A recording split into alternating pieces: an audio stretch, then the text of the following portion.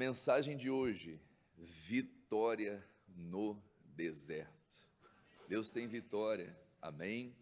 Deus tem bênçãos para o seu povo, para a sua igreja. Podem sentar, meus queridos, em nome de Jesus.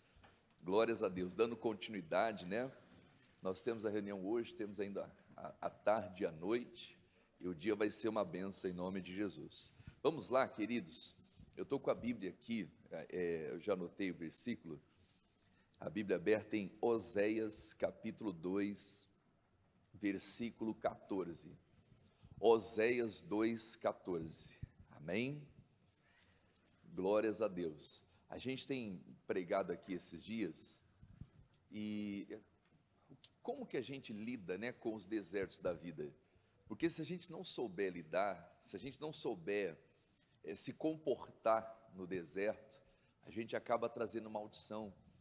Aquilo que era para ser para o crescimento, aquilo que era para trazer direcionamento espiritual, acaba sendo trágico, não é?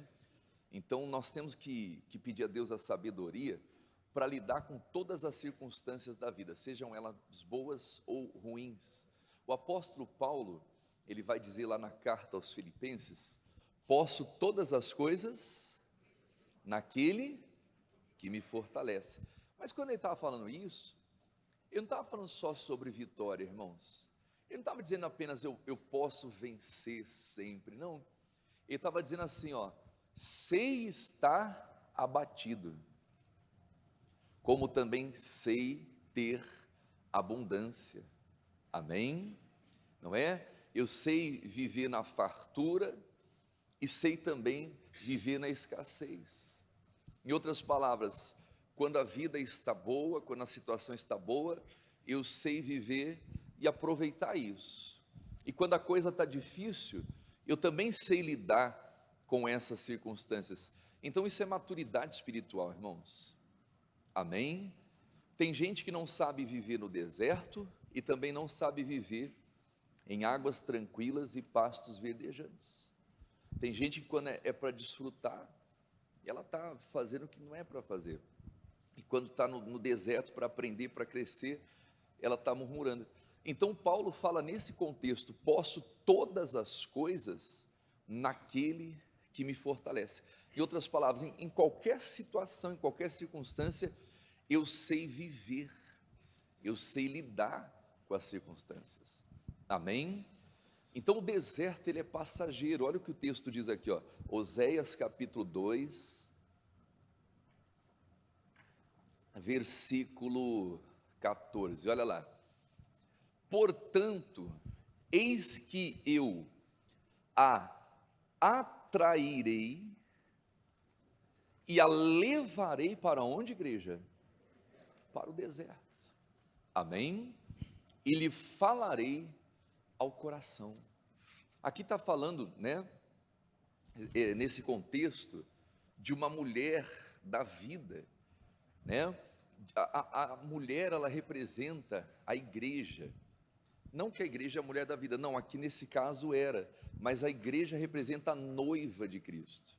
E falava de uma mulher adúltera, que estava em pecado, que se vendeu por comida, bebida e mantimento. E para que aquela mulher não perecesse, o que Deus falou? Eu vou levá-la para o deserto. Irmãos, muitas vezes o deserto não vem para a morte, o deserto vem pelo contrário, para impedir que a pessoa morra. Às vezes a pessoa entrou numa vida de pecado, uma vida de coisas erradas, sabe, de coisas que trazem esfriamento. A Bíblia diz que a incontinência, o que é incontinência? A sensualidade, o vinho, o mosto, tiram a inteligência das pessoas. E às vezes a pessoa entrou numa vida que ela está se perdendo, e de repente Deus prepara o quê? Um deserto, não para que aquela pessoa que estava se perdendo, que estava morrendo, morra ali de uma vez, não, mas para que ela se trate, para que ela se cure, para que ela se levante. Quem está entendendo isso? Então ele diz aqui, ó, eu a levarei para o deserto. Para quê? E lhe falarei ao que, igreja? Ao coração. Amém? Repita assim comigo: deserto é lugar de direcionamento espiritual. É nos desertos que Deus fala ao nosso coração. Então ele estava tirando aquela mulher daquela idolatria, e a prostituição daquela mulher não era uma prostituição física, era uma prostituição espiritual. Por quê? Porque eles haviam deixado Deus para adorar Baal. Eles haviam trocado o Deus verdadeiro pelos deuses desse mundo. Então Deus pega essa mulher, leva para o deserto e diz assim: eu falarei ao coração. E olha que tremendo isso, irmãos. Continua. E lhe darei as suas vinhas dali e o vale de Arcor por porta de esperança. Então qual que é a esperança do perdido? Muitas vezes é o deserto, irmãos. Amém? Aquela pessoa que está se perdendo, talvez aquela pessoa que já não tem mais comunhão com Deus, é aquela pessoa que já não consegue mais ouvir a voz de Deus, que a palavra não entra no coração dela. De repente Deus tira ela daquele ambiente e leva para o deserto. E às vezes é necessário, irmãos, às vezes para a gente poder crescer na vida, Deus tem que nos tirar de determinados ambientes. Lembra daquele homem que foi curado por Jesus, o cego? Irmãos, existem ambientes que trazem cegueira, que trazem frieza espiritual. Às vezes ambiente de família, de colega, de parente, de pessoas que a gente considera.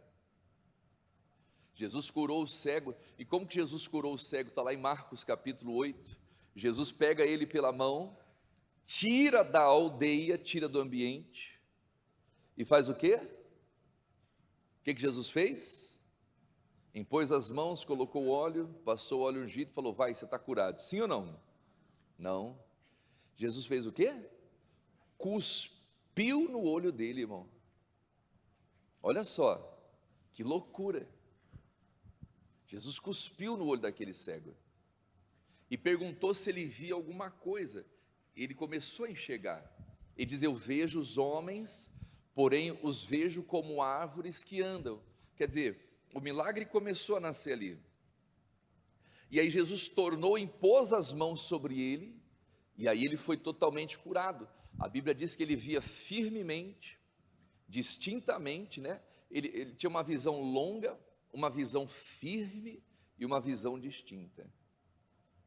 Ele passou a enxergar completamente.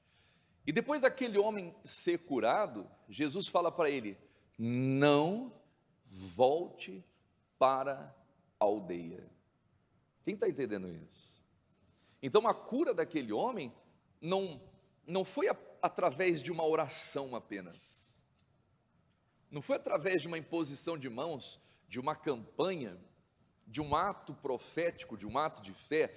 A cura daquele homem foi um trabalhar de Deus na vida, tirando ele daquele ambiente, irmãos. Então tem pessoas que estão se perdendo, porque o ambiente que ela está proporcionando isso. Quem está compreendendo? Então ele fala, né, voltando aqui, ó, volta lá no início do versículo, Gorete, por favor, né? E lhe darei, o 14, o início 14. Portanto, eis que eu a atrairei e a levarei ao deserto, para o deserto, e falarei ao coração. Continua lá. E lhe darei as suas vinhas dali e o vale de Acor por porta de esperança. Aleluia. E ali cantará, prossiga, como nos dias da sua mocidade. Prossiga lá. Em que subiu da terra do Egito. Repita assim comigo: dias do livramento.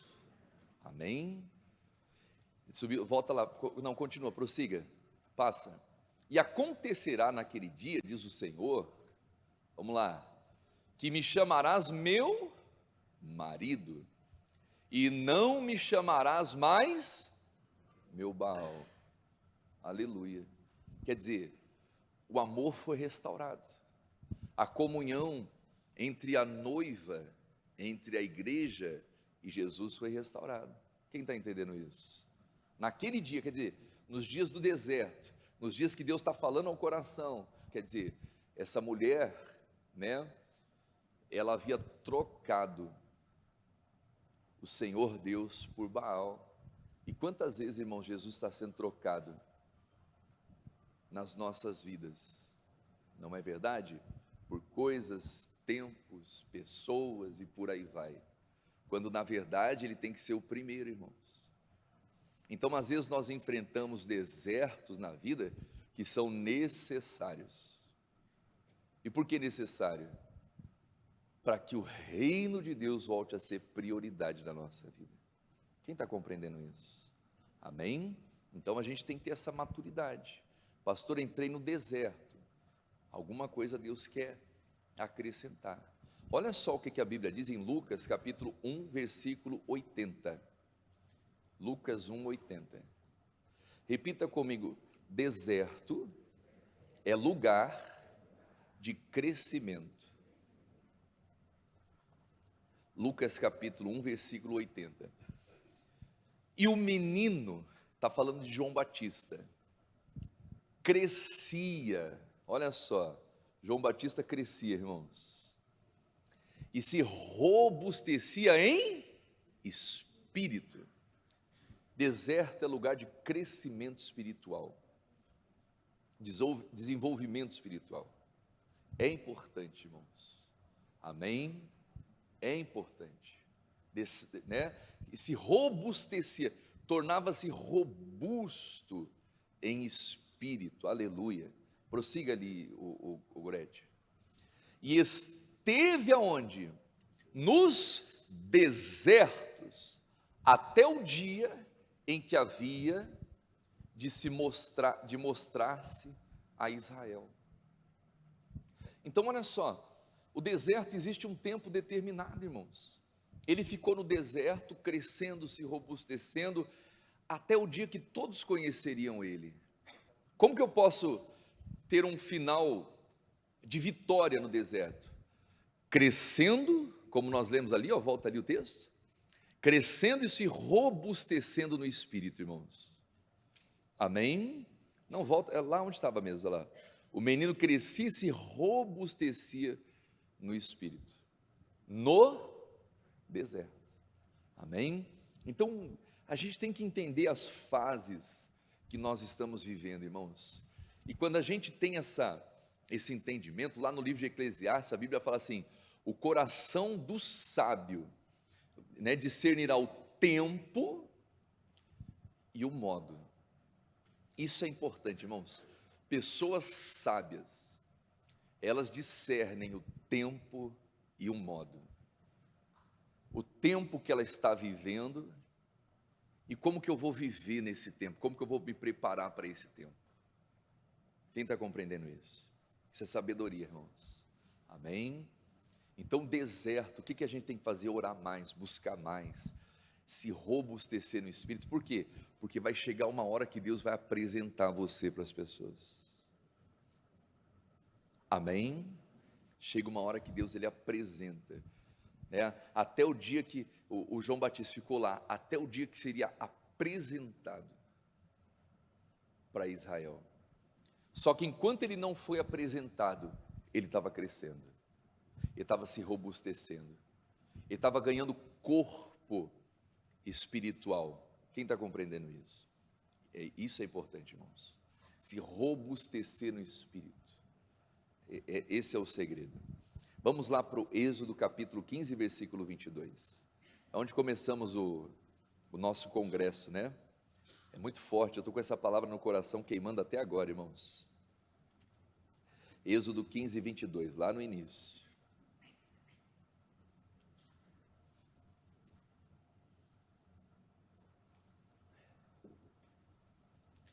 Olha lá. Então chegaram a Mara. Pô, já não aguenta mais me ouvir falar de Mara, né? Mas é lição, irmãos, para a gente. Amém? Chegaram a Mara. A palavra Mara significa amarga, não é? Mas aqui a Mara fica doce. Diga glória a Deus. Amém? Chegaram a Mara. Eles estavam, olha só, estavam 3 dias no deserto, irmãos. 3 dias. E sabe o que me chama a atenção aqui? Eles tinham acabado de vir de uma vitória gigantesca, irmãos, uma vitória gigante. Eles atravessaram o Mar Vermelho a seco. Faraó e seus cavaleiros ficaram para trás. Deus destruiu todos eles. É igual aquela mulher que perdeu lá, ela tinha 10 dracmas, ela perdeu uma dracma, e ela foi atrás, varreu a casa, acendeu a luz, encontrou a dracma. O que ela fez? Chamou as amigas e deu uma festa. Amém? Ela comemorou. A ovelha perdida, aquela ovelha estava perdida, voltou, o pai foi lá, fez uma festa. A Bíblia diz que a festa no céu, olha só, e não é nem sobre as vitórias, né? Tem momento que é vitória, tem momento que é recuperar o que foi perdido. Repare que eles fizeram festa, não porque avançaram, porque cresceram um pouco mais, mas porque recuperaram o que foi perdido. Você vê a festa no céu quando um pecador se arrepende, quando uma ovelha é perdida. Então nós temos que comemorar, celebrar. E eles fizeram isso, irmãos. Tem gente que sabe muito bem lidar com as conquistas. Ela sabe agradecer, ela é grata a Deus. Meu Deus, eu tenho isso aqui porque foi o Senhor que me deu, o Senhor tem me abençoado. E glórias a Deus. Porque tem gente que nem isso faz, é verdade? É ou não é verdade? Tem gente que nem isso faz, irmãos. Tem gente que recebe a cura, recebe a bênção, a libertação, a salvação, a provisão, vira as costas para Deus e nunca mais aparece. É o caso dos 10 leprosos, os 10 foram curados, apenas um voltou para agradecer. Aleluia! Então aquele povo passou a seco pelo deserto, estavam comemorando, estavam louvando a Deus, estavam adorando. E temos que fazer isso. Mas passou 3 dias sem água, eles chegam a Mara, morrendo de sede, irmãos, morrendo de sede. E diz ali, mas não puderam beber as águas de Mara, porque eram o quê? Amargas. Então a vida é assim, irmãos. Pastor, eu não estou preparado para a vida. Então pede para Deus te arrebatar. É ou não é verdade? Não existe isso, irmão. A vida é assim, você vai ter conquistas, você vai celebrar e de repente você vai se deparar com situações amargas. Você vai para o deserto, você cresce, os anjos vêm e te servem. O Satanás vai embora, diga glória a Deus. Mas nós vamos ver que ele vai embora por algum tempo, depois ele volta, o miserável. Essa é a realidade da vida, irmãos. Aconteceu com Jesus, acontecia no deserto, ele volta para tentar, ele volta para atazanar a vida das pessoas. Nós vamos ver que ele se ausenta por algum tempo, não é? Então eles saem de uma vitória. Elias orou, desceu fogo do céu, consumiu todos os profetas de Baal. De repente Elias se vê ameaçado por uma mulher chamada Jezabel. O homem entra numa crise de depressão e vai para o deserto para pedir a morte. Então a vida é assim, meus amados. Nós vamos celebrar vitórias, nós vamos celebrar conquistas, mas de repente o inimigo se levanta de novo. O inimigo é incansável. Mas nós temos uma promessa. Jesus disse: eu estou contigo todos os dias. Quando o inimigo estiver presente, quando o inimigo aparecer, eu estou contigo. Quando o inimigo estiver ausente, eu estou contigo. Eu vou com você até o fim da vida, até o fim dos séculos. Então, nós temos que saber lidar com as situações da vida. Aquele povo chega diante desse lugar e não puderam beber as águas, porque as águas eram amargas. E olha o que o texto vai dizer, meus amados: por isso chamou-se o nome de Mara. E eu repito, tem gente que sabe lidar com as vitórias, ela tem um coração grato, mas quando algo não sai como ela planejou, como ela esperou, ela começa a reclamar, ela começa a murmurar, ela começa a se queixar. E é o que aquele povo fez. Olha o que o texto vai dizer: E o povo murmurou contra Moisés. Irmãos, a murmuração é uma praga. Por que é uma praga? Porque ela é perniciosa. A murmuração é perniciosa, irmãos. A pessoa que começa a murmurar, ela corre o risco de nunca mais parar. Nunca mais parar. E às vezes os filhos precisam ser corrigidos. Sabe aquele filho que para ter tudo do pai, ele chora, ele faz pirraça? Não tem criança que é assim? Faz uma pirraça, faz um escarcéu, e chora, chora, chora, chora. E o pai fala assim: não, eu vou dar, porque senão esse menino não vai parar de chorar. E ele vai lá e dá. Aí a criança vai ter necessidade de novo. O que ela vai fazer? Vai chorar de novo. É ou não é? Vai chorar, vai fazer escarcéu. Ai meu Deus, dá isso para esse menino. Quer dizer, a pessoa vai aprender a conquistar tudo no choro, irmãos. E vai se transformar em crianças mimadas. E sabe quem que é os responsáveis? Somos nós, irmãos. Somos nós que mimamos muitas vezes os nossos filhos. Não digo mimar, né? Mas ensinar mal, ensinar errado. Ensinar os nossos filhos para ter as coisas na vida, tem que chorar. Não, não tem que chorar não. Tem que batalhar, tem que lutar, não é? Mas o que acontece? O povo começa a murmurar contra Moisés. E o Moisés toma a decisão correta, ele ora a Deus. É o que acontece ali, ó, prossiga, né? Dizendo que havemos de beber, tal, continua lá. Não, isso.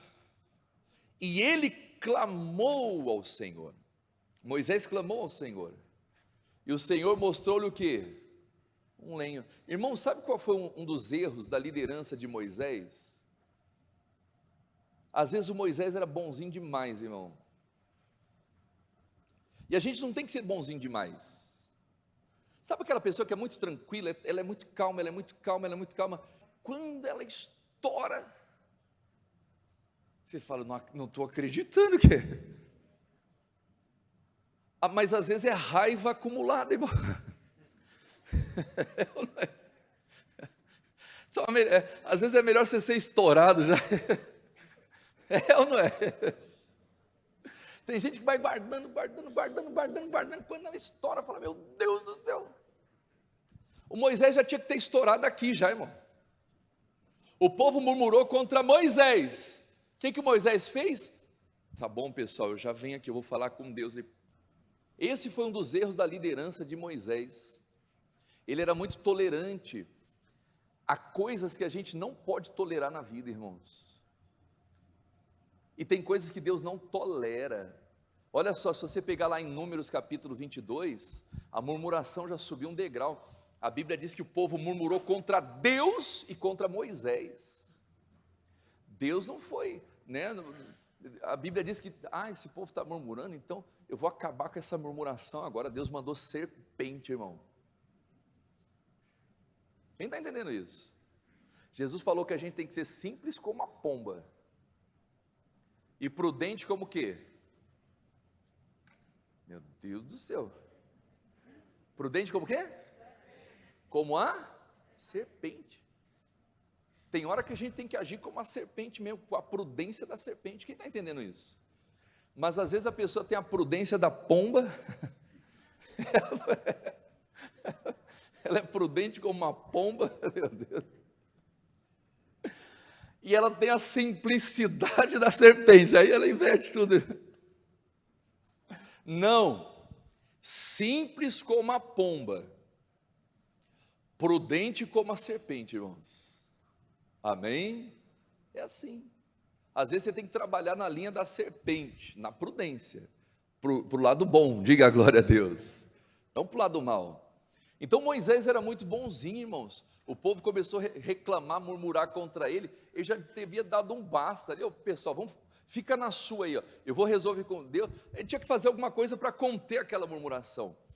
E ele não fez.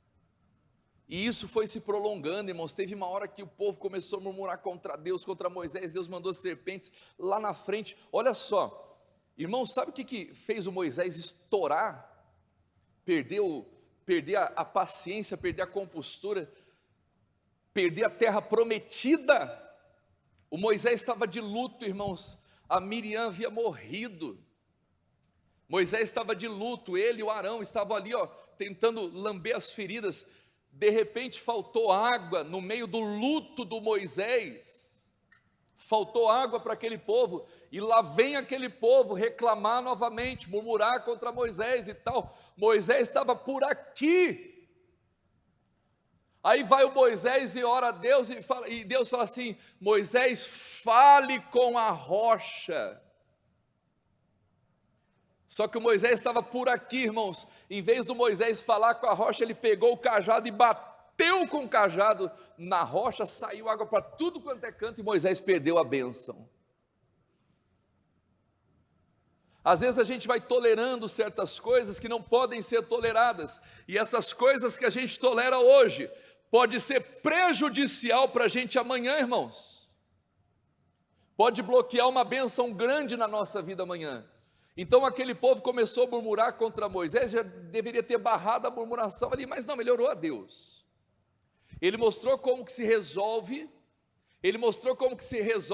as situações amargas, com oração. Isso ele acertou, diga glória a Deus. Mas ele errou em não corrigir e não repreender aquele povo. O Moisés não repreendia. O Moisés deixava passar, ele aceitando. E chegou uma hora que aquilo foi ruim para ele, não é? Mas voltando aqui, ele ora, Deus mostrou-lhe um lenho, prossiga, e lançou nas águas, e as águas se tornaram como? Doces. E ali deu o que? Estatutos e uma ordenação, e ali fez o que, igreja? Os provou. O deserto é lugar que Deus prova o nosso coração, irmãos. Amém? Os provou, e aí ele continua, isso aqui é muito forte, olha só. E disse: se ouvires atento a voz do Senhor, teu Deus, e fizeres o que é reto diante dos meus olhos, e inclinares os teus ouvidos aos seus mandamentos, e guardares todos os seus estatutos, nenhuma das enfermidades porei sobre ti, que pus sobre o Egito, porque eu sou o Senhor que te... Ele é o médico dos médicos, ele é Jeová Rafá. Prossiga lá, e olha que tremendo, isso aqui que falou muito ao meu coração. Então vieram a Elim, e ali havia o quê? 12 fontes de água. Continue. E 70 palmeiras. Às vezes para a gente chegar nas fontes, a gente vai passar por Mara, lugar de águas amargas. Mas essas águas amargas não é para a gente murmurar, é para a gente resolver. Amém? A gente tem que saber lidar com Mara, irmãos. Amém? A gente tem que saber lidar com as situações amargas da vida, senão a gente não vai conseguir chegar nas 12 fontes e nas 70 palmeiras. Amém? Então deserto é onde Deus está provando o nosso coração. O que mais que eu anotei aqui, Mateus capítulo 4, versículo 1, vamos lá. Mateus 4, 1.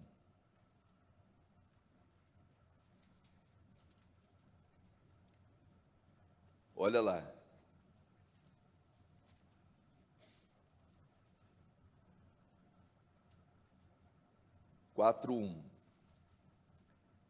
Diz assim: então, isso aqui é Jesus,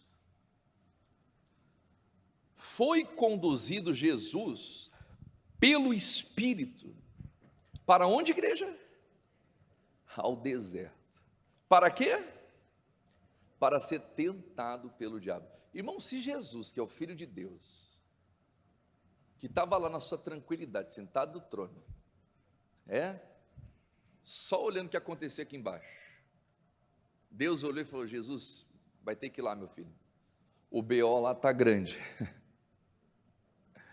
E aí Jesus sai do trono, deixa de lado a sua glória, se reduz à forma de homem, vem a esse mundo, Jesus, o Filho de Deus, foi levado pelo Espírito Santo para quem? Para o deserto. Para o deserto, irmãos. Você acha que nós não vamos passar por desertos nessa vida? Claro que vamos passar, irmãos.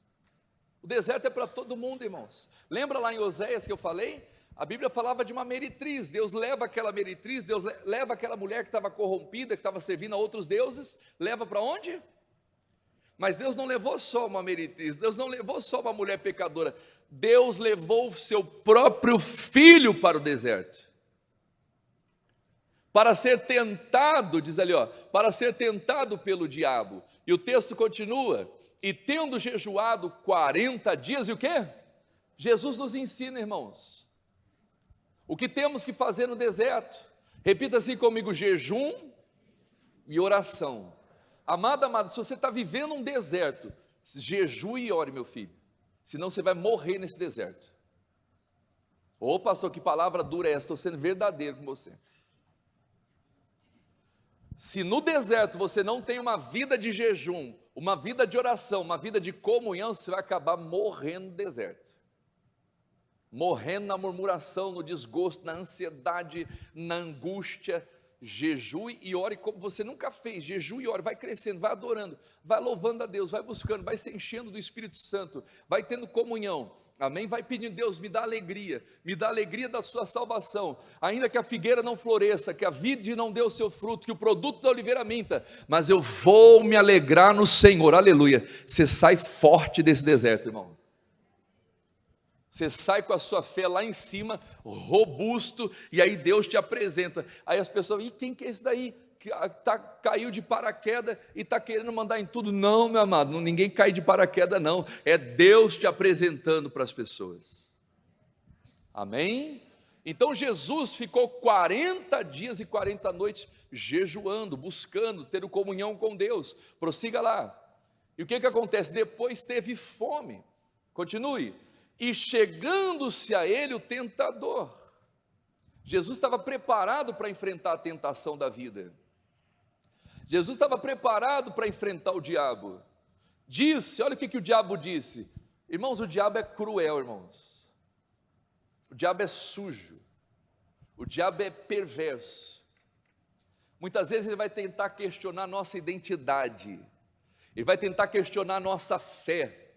Ele vai tentar questionar a paternidade de Deus na nossa vida. Jesus tinha saído do batismo nas águas e ouviu-se uma voz, Deus falando: esse é o meu filho, em quem eu tenho prazer.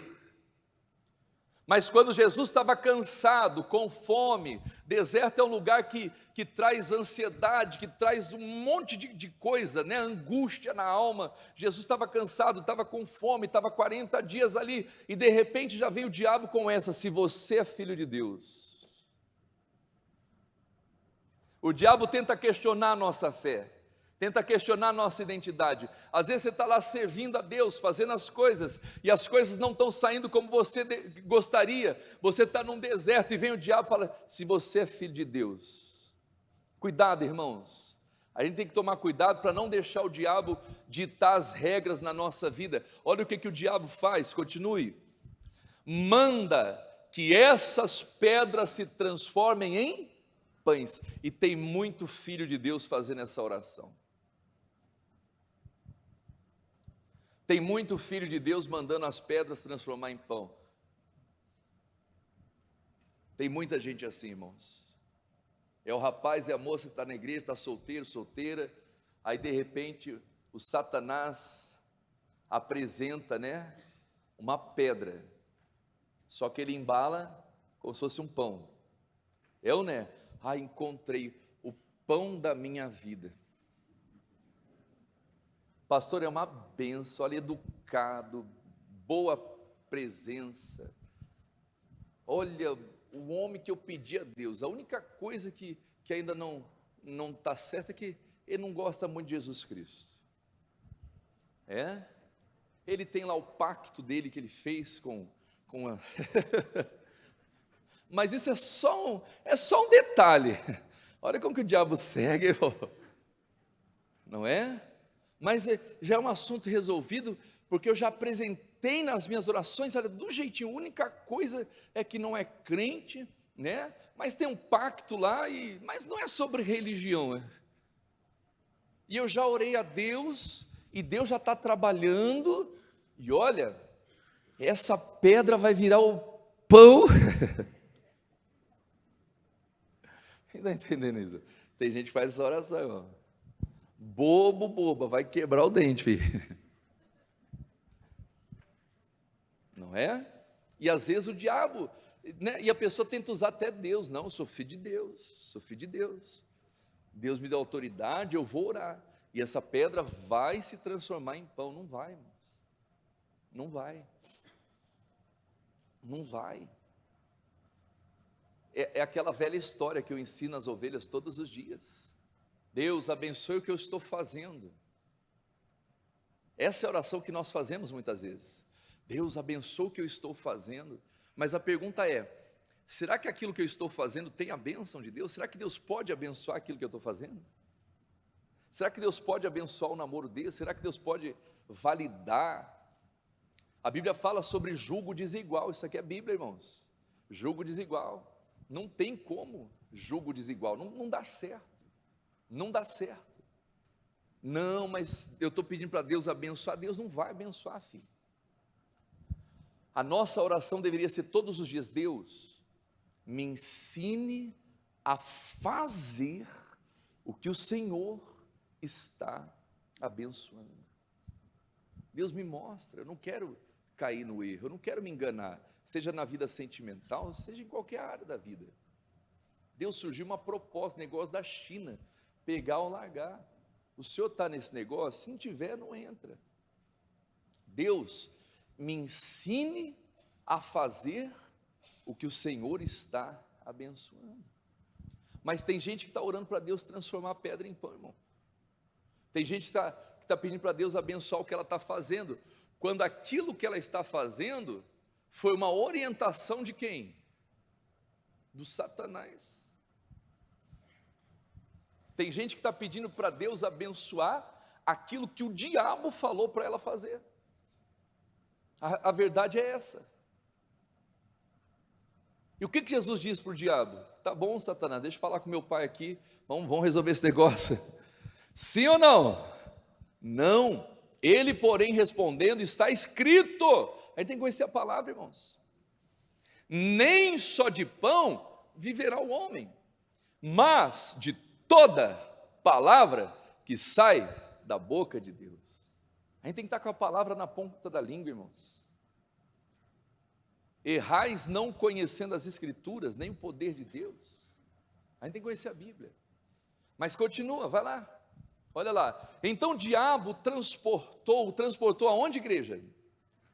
Cidade Santa. Repita comigo: religiosidade. Olha só, o primeiro nível de tentação, carne, coisas da carne. Jesus passou. Segundo nível de tentação, Cidade Santa, religiosidade, irmãos. Tem gente que não peca nas coisas da carne. Pastor, negócio de pão, nada, né? O rapaz começou a dar mole para mim, a moça começou a dar, eu já mandei logo embora, né? Eu já mandei catar coquinho. Tá certo, né? Eu não caio nessa armadilha, glórias a Deus. Mas às vezes a pessoa peca na religiosidade.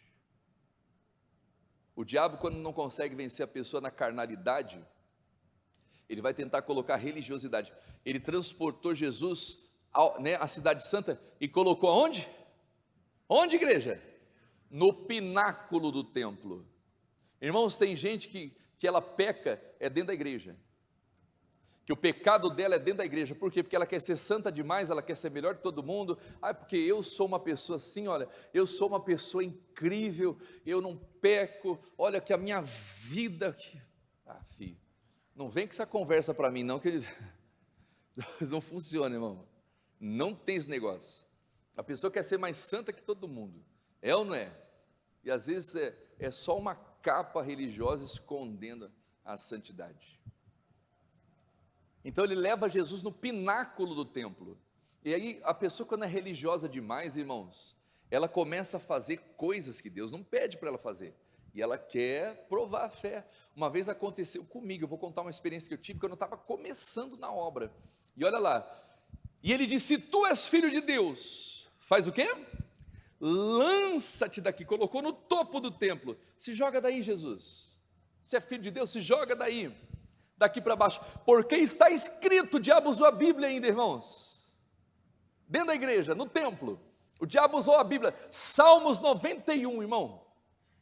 Salmos 91, aos seus anjos dará ordem ao teu respeito, é o que diz lá no Salmo 91. Olha lá, continua.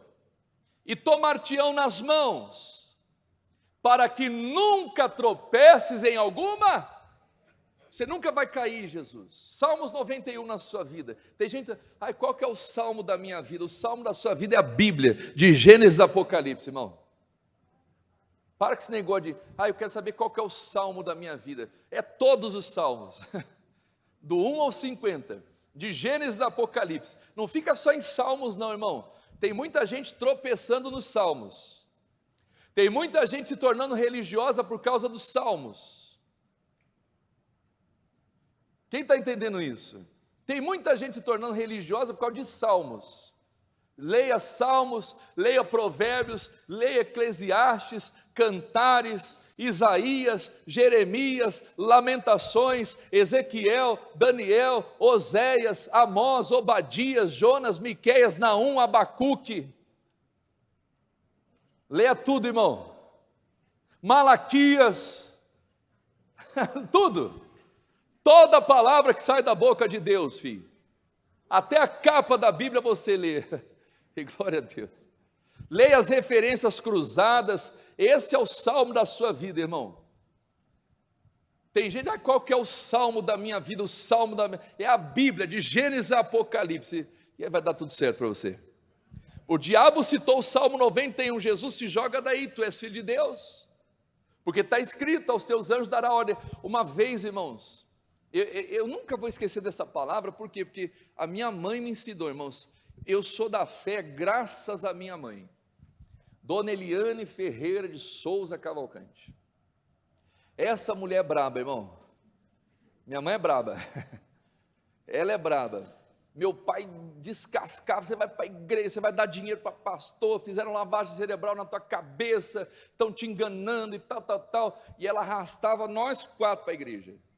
E arrastava mesmo. E aí se não fosse para a igreja? O bicho pegava. E glória a Deus pela vida dela, irmãos. E eu sou da fé por causa dela. Minha mãe é da fé, irmão.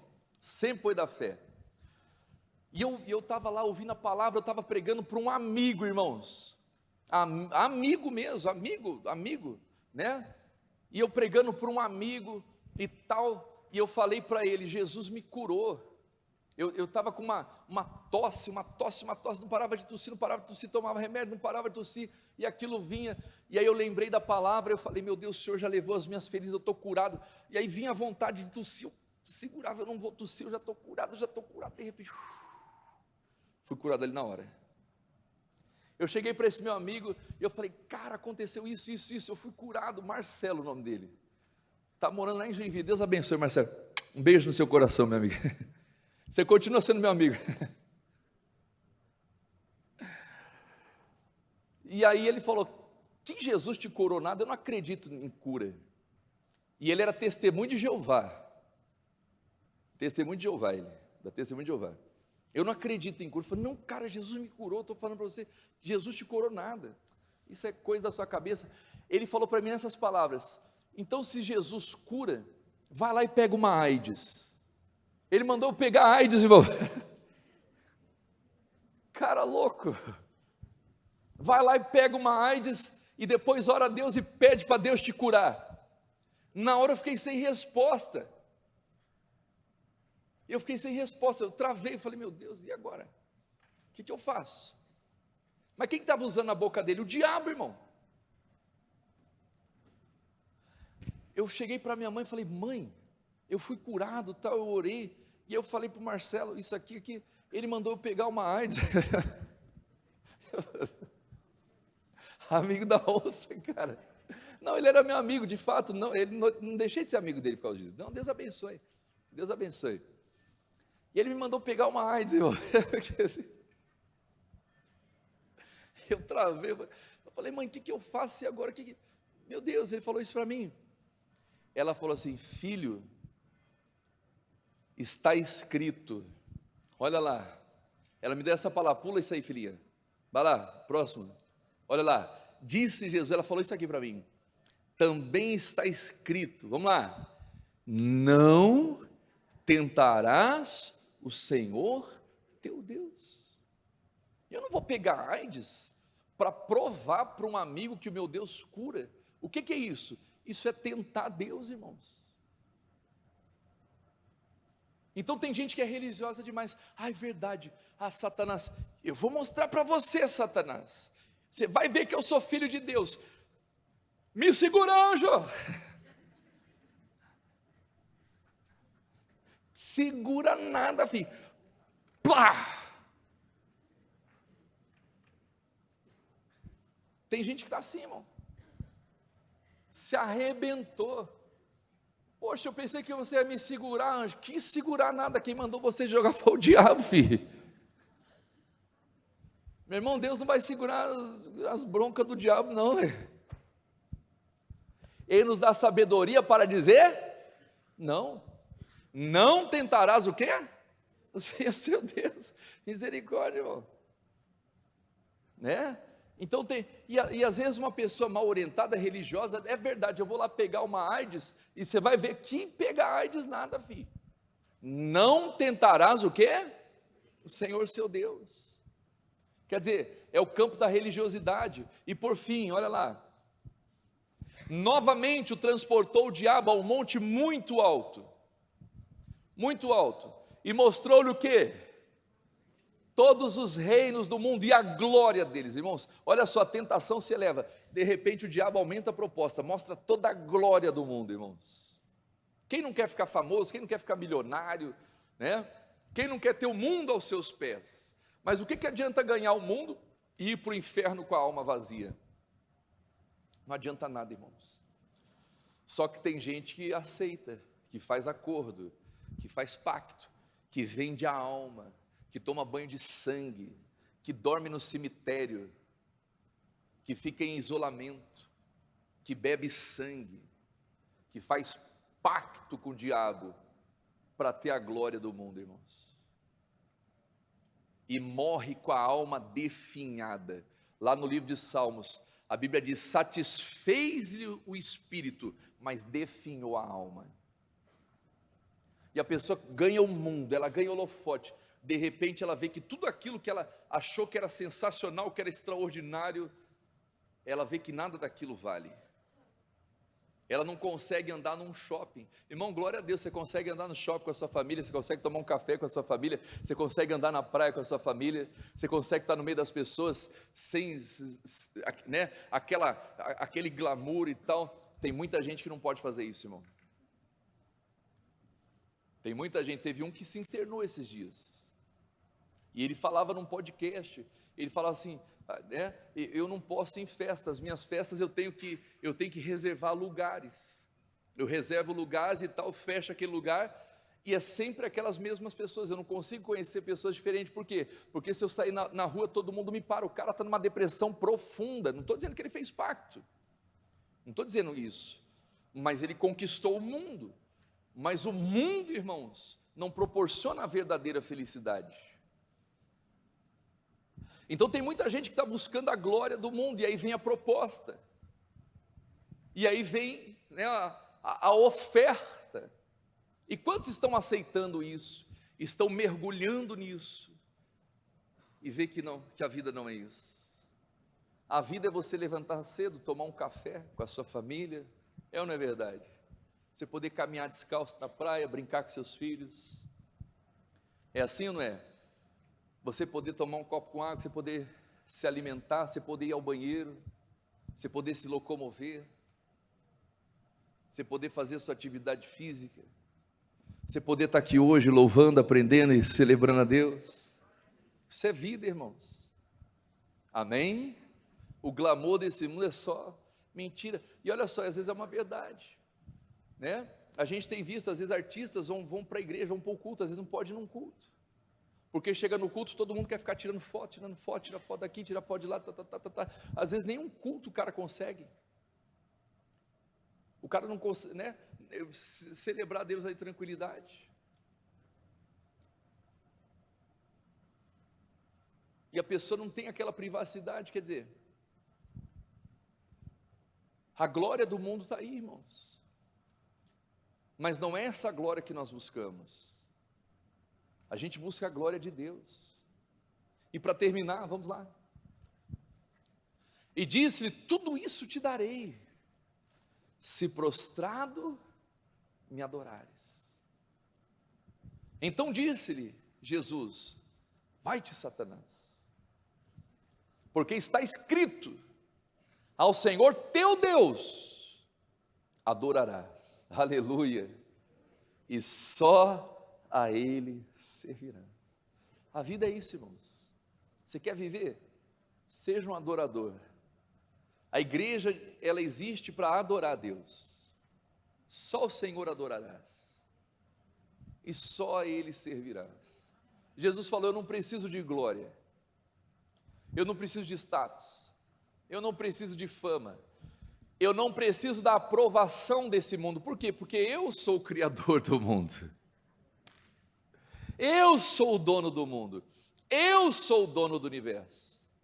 E o dono do universo estava dizendo: eu só preciso adorar o meu Pai, eu só preciso servir ao meu Pai. Aleluia. É sobre isso, irmãos. Amém? E quem falou isso? O dono do universo. Ele é aquele que diz: haja luz e houve luz. O arquiteto, o grande arquiteto. Ele não estava aqui para receber glória, irmãos. É tudo dele. Amém? É tudo dele. Ele estava dizendo assim: eu só preciso adorar, eu só preciso servir a Deus, só a Ele prestar culto. Amém? É assim que a gente vence no deserto, irmãos. E quando você entende isso, você não se preocupa com nada. Por quê? Porque até no deserto Deus começa a suprir as suas necessidades. Olha o que acontece. Olha lá. Então o diabo deixou. Continue. E eis que chegaram quem? Os anjos. E o serviram. Vem os anjos e começa a trazer as bênçãos, irmãos. Você não precisa ficar correndo atrás das coisas igual doido, não. Você está ali, ó. O próprio Deus vai trazendo. O próprio Deus envia os anjos para servir. E serviram. Olha só. Isso aqui me chamou a atenção. Coloca ali para mim de novo, o Gorete.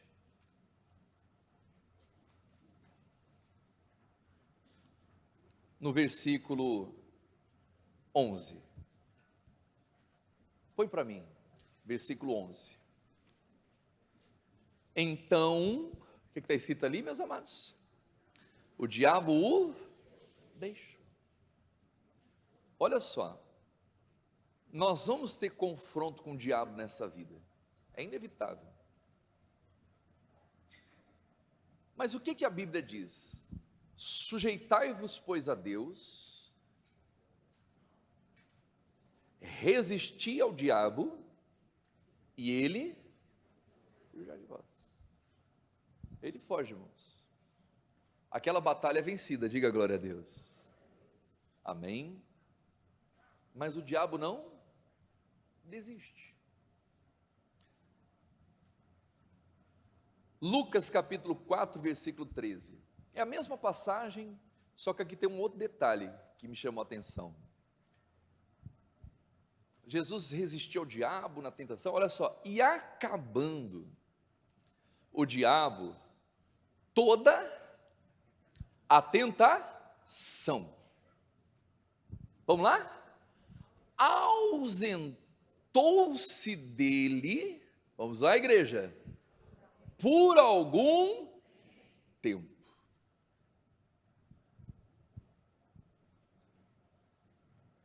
Olha só, pastor, venci no deserto, glória a Deus. Desfrute esse momento, irmão. Momento de trégua. Amém? Porque você pode ter certeza que o Satanás vai. Isso aqui não é profecia, irmão.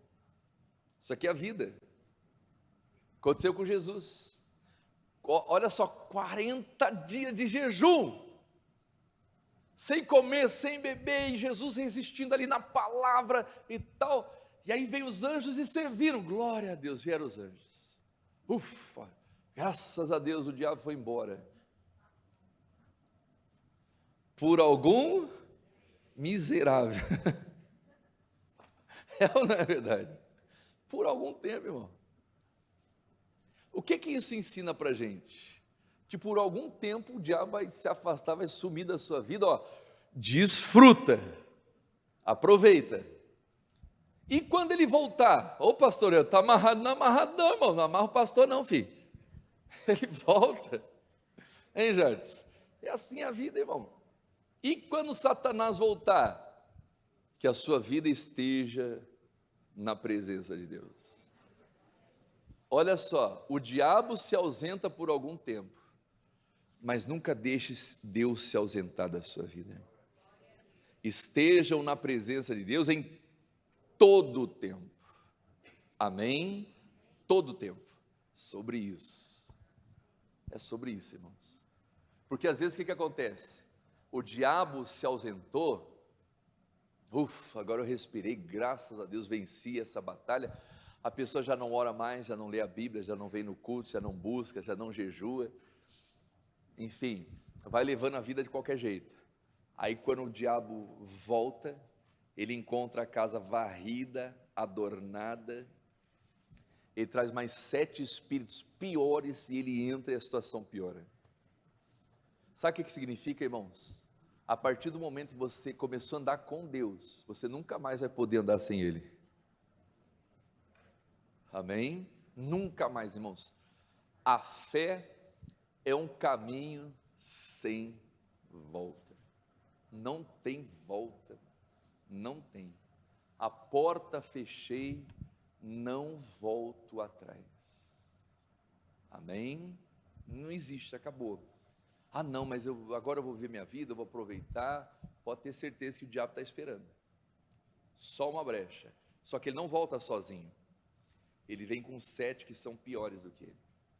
E se a gente não tiver com a casa blindada, fechada, protegida, ele entra. Então, meu amado, minha amada, que você vença no deserto, nos desertos, amém? E permaneça firme na presença de Deus. Pastor, venci uma batalha grande, aleluia. Virão outras batalhas e você vai vencer também, amém? Pastor, o inimigo se levantou de novo, o problema é dele, se levantou contra a pessoa errada. Por quê? Porque Deus está na minha vida, Deus é comigo. Ele é Deus Emanuel, estou contigo todos os dias até a consumação dos séculos. Aí você vai lá e vence. E cada vitória, olha só, cada vitória que a gente tem na vida, irmãos, com Deus, obviamente, a gente vai passando para o próximo nível. E sempre o próximo nível das batalhas, elas são maiores. Mas as recompensas também são maiores. Quanto maior é a luta, maior é a vitória. Amém? Então estejam na presença de Deus em todo o tempo. Todo o tempo. Nas lutas, na alegria, amém? Tudo. E saiba viver cada momento da sua vida. Em nome de Jesus.